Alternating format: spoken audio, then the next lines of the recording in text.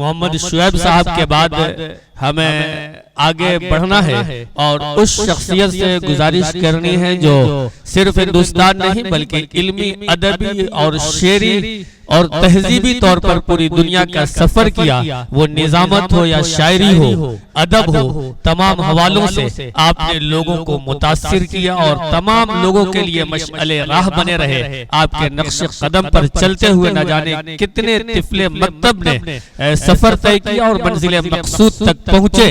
वो शख्सियत जनाब आसिफ फारूकी साहब की है। मैं गुजारिश कर रहा हूं कि तशरीफ लाएं और अपने दिली जज्बात का इजहार फरमाएं। तालियों के दरमियान इस्तकबाल कीजिए। अस्सलाम वालेकुम ख़वातीन व हज़रात,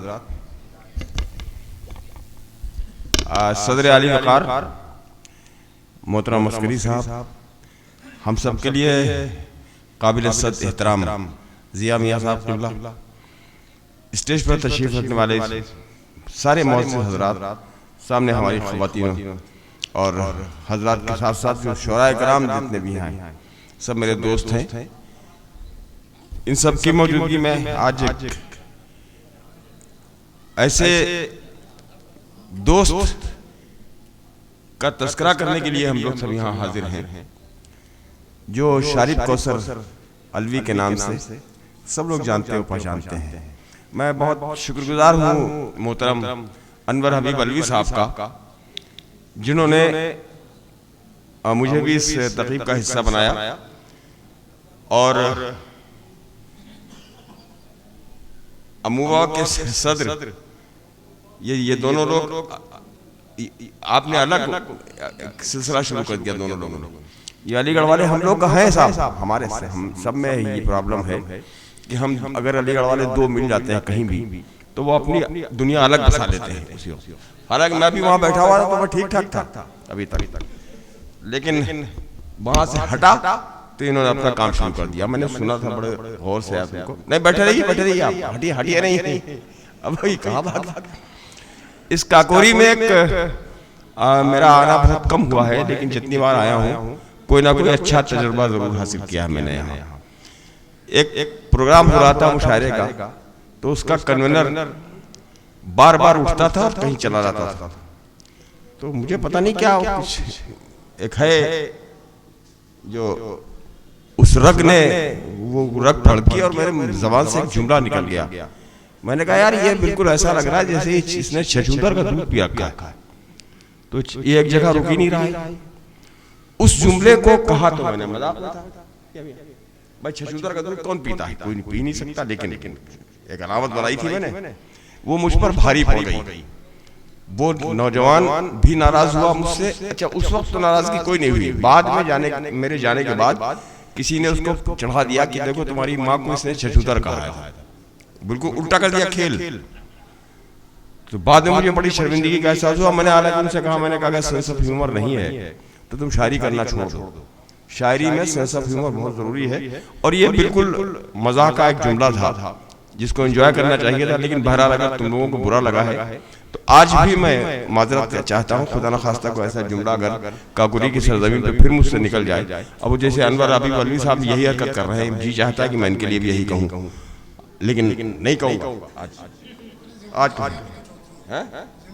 हाँ जिम्मेदारी।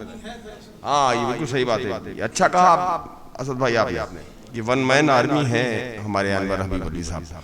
तो मैं देखिए नस्ल के बारे में, ये मखमूर काकोरी साहब जानते हैं मुझे कि मैं नस्ल लिख भी सकता हूँ, बोल भी सकता हूँ, लेकिन क्यों लिखी जाए और क्यों बोली जाए, जब मखमूर काकोरी साहब ने इतना शानदार मकाला पढ़ दिया है जिसमें किसी तरह का कोई गोशा छोड़ा ही नहीं उन्होंने, अपनी जातियात से, अपने तजुर्बात से, अपनी कुर्बतों से जो असरात उन्होंने कबूल किए थे शारिब कौसर अलवी के, वो सारे के सारे उस मकाले में उन्होंने पुरो दिए।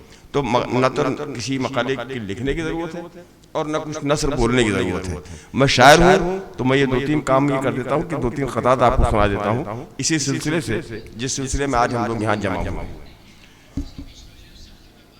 कि बतौर खास 4 मिसरे समाज किए। अर्ज करता हूँ कि एक ना एक दिन तेरी सरहद से गुजर जाना है, जिंदगी की सच्चाइयां। एक ना एक दिन तेरी सरहद से गुजर जाना है, जिंदगी तेरी मोहब्बत में ही मर जाना है, एक न एक दिन तेरी सरहद से गुजर जाना है, जिंदगी तेरी मोहब्बत में ही मर जाना है। सब मुसाफिर हैं, सवारी है ये मिट्टी का बदन, इस सवारी से बहरहाल उतर जाना है। सब मुसाफिर हैं, सवारी है ये मिट्टी का बदन, इस सवारी से बहरहाल उतर जाना है। बदन का रूह से कैसा अजीब रिश्ता है, निकल गई तो सभी ख्वाहिशों से पाक हुआ। बदन का रूह से कैसा अजीब रिश्ता है, निकल गई तो सभी ख्वाहिशों से पाक हुआ, फिर इसमें दूसरा कोई मकी नहीं आता, ये वो मका है जो खाली हुआ तो खाक हुआ। तो ये क्लाइमैक्स है जिंदगी का।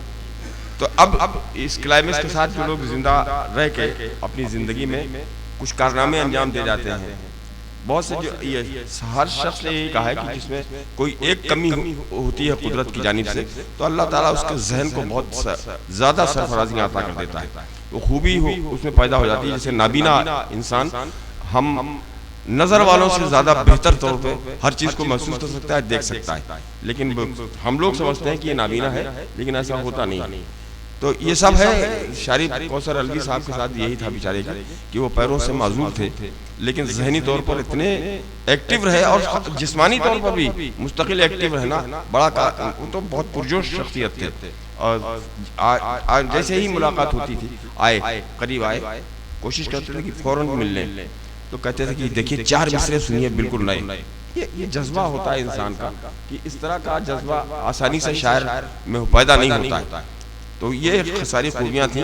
अब 4 मिसरे में आखिर में पढ़ के अपनी जगह लेता हूँ कि हयातो मौत की इस कशमकश का, सुनिए साहब 4 मिसरे। हयातो मौत की इस कशमकश का अजब मफहूम लिखना पड़ रहा है। हयातो मौत की इस कशमकश का अजब मफहूम लिखना पड़ रहा है, जो जिंदा है हमारे ज़हन दिल में उसे मरहूम लिखना पड़ रहा है। मैं गुजारिश करता हूँ आप सभी हजरात से कि शारिफ कौसर अलवी साहब की मग़फ़िरत की हम सब दुआ करें और अल्लाह उनके दर्जात को बुलंद फरमाए। बहुत बहुत शुक्रिया, बड़ी नवाज़ी।